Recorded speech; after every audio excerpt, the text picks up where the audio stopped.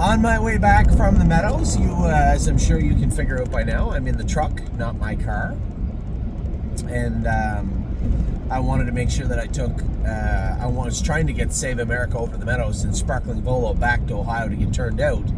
And Dr. Brown messaged me this morning and said, would you mind bringing Save America over if I have somebody ship Save America from the meadows while you're racing and someone else to my clinic and bring a couple back? Would that be okay? Listen, Dr. Brown's done more than enough for us. Absolutely no problem whatsoever. So Save America is now in residency at Dr. Brown's clinic. I wanted him to be able to look at him in these final stages before we started putting work into him. When he came back from the surgery, it was supposed to be a simple, screws go in, and Dr. Brown had said a month in the stall, a month in the pool, and then we reassess. Well, when we went to re-x-ray him after the month in the stall, it wasn't healing up quite as quickly as anybody had hoped. There's no particular reason why. A bit of an anomaly. So Dr. Brown wanted to have a closer look at him himself. No problem whatsoever. That is more than okay by me. So we dropped him off today at Dr. Brown's. He'll stay there for a little bit of time. I'm not sure. That'll be up to Dr. Brown for sure. And then we'll bring him back. Now, I have Sparkling Volo in the back. He's coming back to Ohio. I'm going to turn him out for 3 or 4 weeks. We had talked about some of these horses we're trying to put in place to race this winter. Some will work good, some won't. And other horses have transitioned from, here's a horse that can make, you hear me say it all the time, an immediate impact to, I don't mind this horse. I wouldn't mind just giving him a little time, fatten up a bit, mature, fill out a little bit. I rather like this horse, Sparkling Volo. I think there's a ton of upside. Now, obviously, both him and League of Scholar were kind of throwaways, and that happens. You buy, and it's happened to us in every big stable on planet Earth. You'll buy horses that are supposed to be a good horse. It just doesn't work out that way. So, I rather like this horse here, Sparkling Volo. I think there's a lot of upside with him, and I just want to give him 2, 3, 4 weeks just to relax. I'll bring him back in and start him back up. As he goes out, Chicago Hall will come back in tomorrow or the next day, and then I may actually bring a couple of horses that I was planning on mid to late November, bringing them back in also to start up and get working. So I'll work on that list tonight with Amy. We have a number of things and horses going on in the barn, people coming in, horses coming in. We had a horse come in the other night. Salisbury Ian arrived from Prince Edward Island, so we're going to train him up, figure out where he fits, when he fits. So just a lot going on, a lot of jostling as we head into the fall. Now, I was on my way over. I didn't just bring Save America over today. I was on my way over to race 2 horses. We had Looks Like Money Indigo and Raging Handover. Looks Like Money was very good also today. I felt that unnecessarily kind of roughed him up a little last week. I could have stayed where I was and probably been 3rd instead. I moved him over, worked him hard, and he ended up getting beat for 3rd. So, by the horse, oddly enough, that I was following to begin with. So, he ended up dropping down into this class today, where he was supposed to truthfully be last week, I guess. Which was, there's enough open horses in there. It's a little watered down compared to the open right now with Adamsville Road and Winslow in there. We didn't have to tangle with them today, but there's no slouches. I mean, No Nap Nash, I think, is taking a mark of 151 this year at Scioto, if I'm not mistaken, 51 or 52. And Warwi Yang is a nice horse. We were co-favorites also in there. So there were some good horses in that race. I figured the race would go exactly how it did. I figured that Ronnie and I would go out of there. He'd work his way to the front, and I would keep coming. He would gonna have to release me. I mean, we looked on paper, I guess. Although No Nap Nash has had a tremendous year, I figured he would get away 5th, 6th. He wasn't really going to be a threat, but he could be if we tangled on the front end. And around. He's not stupid. He's a smart guy. So I came right when he was going to have to let me go. I got there early enough, right on time, 27-2, 56 and a piece. I figured the only horse that could beat me was on my back, but No Nap Nash definitely gave me a run for my money.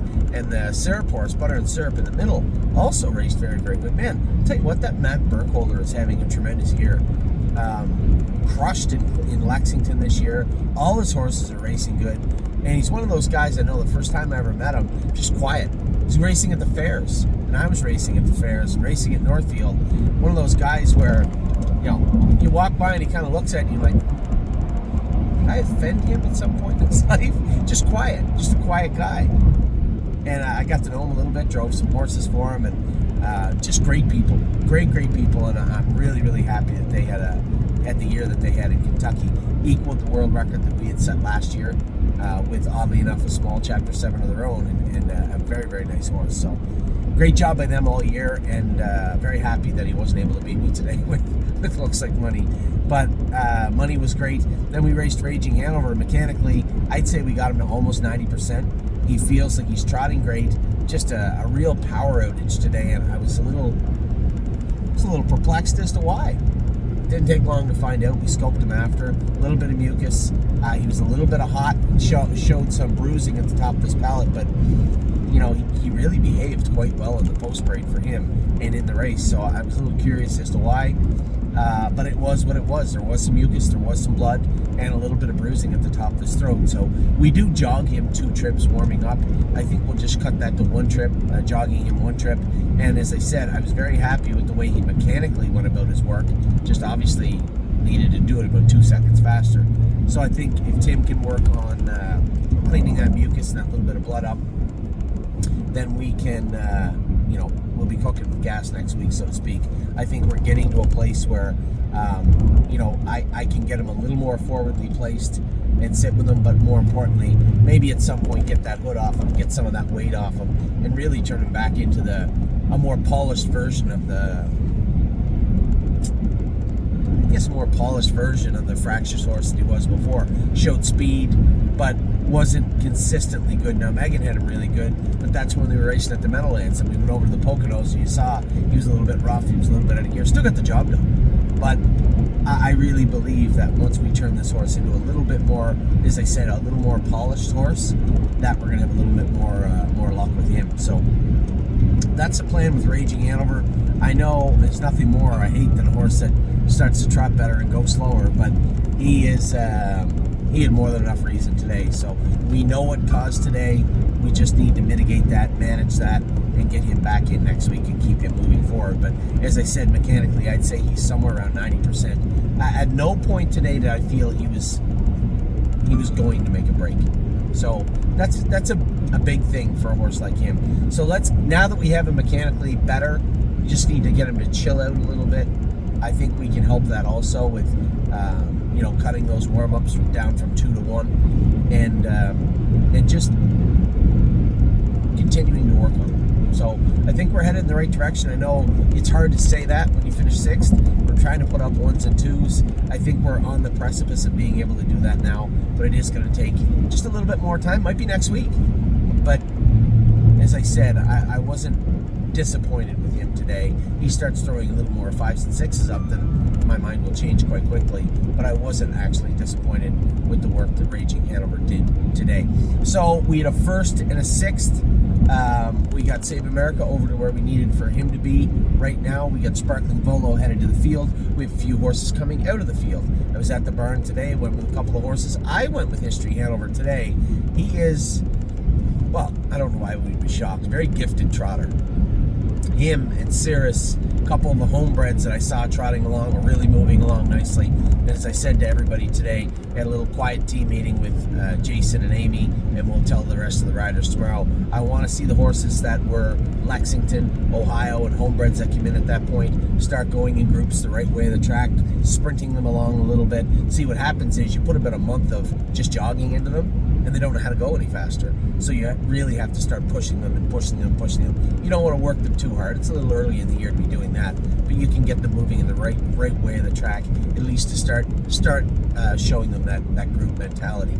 So that's what's on the docket for tomorrow. I don't start till the 6th race tomorrow, and it's supposed to, I think, it's supposed to be another nice day. So I'm going to get up and go to the barn tomorrow, go with as many of the babies as I can. I don't think we have any of the race horses to train. But as I said, just a lot going on at the barn right now. So I don't know how your day went. If you're in the Looks Like Money group, you're very happy. If you're in the Raging Handover group, you're probably not so happy. But as I said to everybody, he didn't break. He tried to do his work well. He never offered to make a break anywhere in the mile, and we know exactly what happened with why he had a bit of a power outage, and I'm pretty sure we can work on that and manage that for next week. So off to Ohio. I'll be home about 8:30. Clean the trailer out, and back to Brunswick for me. So I hope you guys had a very good Thursday. I will talk to you all soon. Have a wonderful rest of your evening.